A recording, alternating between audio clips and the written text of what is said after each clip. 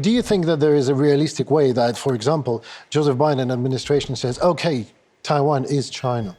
No way. So he said again that they stick to the one China policy, meaning that only Chinese government represents the interest,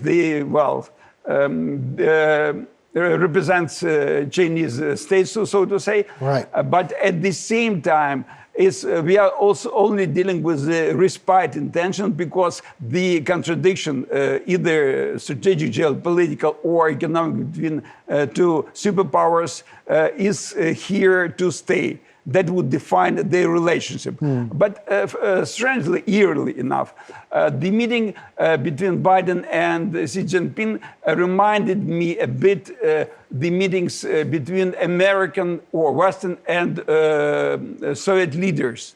So, in a sense, that there was a basic strategic and economic, I would say, difference and rivalry, but at the same time, they were clever enough not to escalate, get to the precipice, into the precipice. So they were interested to be near the precipice, to stay here, not to be off the cliff. Well, I mean, is it not being a bit off the cliff, calling Chinese leader a dictator for the second time in a row?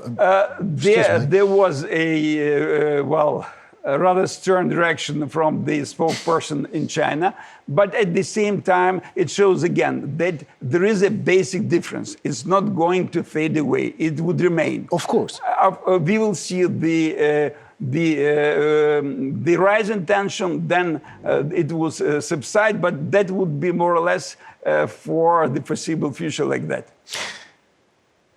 Xi Jinping met Putin. Then Xi Jinping meets Joseph Biden. What does it mean for Ukraine? As I said,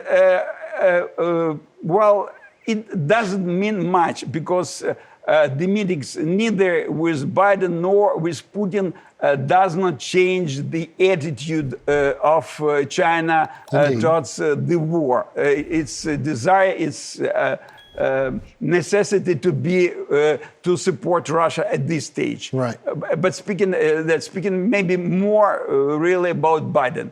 What is the danger in meeting Putin? That he might be, I would say, asking China for more help. For more help, right. But then again, the readiness of China to provide this help, including there was a lot of talk about the possibility of the delivery of Chinese arms, would depend on the appreciation of the situation, but the Chinese, not by Putin.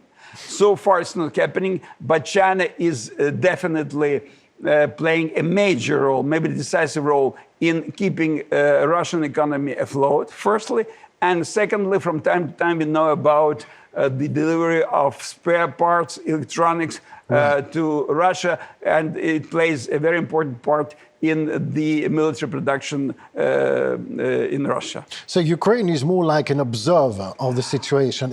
It cannot influence the situation in any way. It would be really, I would say, I would be happy to see that Ukraine is able to influence the situation.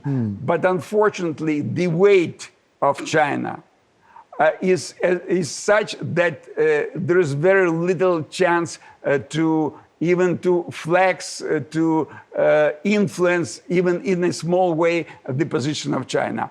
It might happen, but only when China decides that it doesn't suit Chinese interests to continue unlimited support of Russia. Unlimited support of Russia. What would you do to stop unlimited support if you would be a person who can do that? What would you do? Let's speculate on that.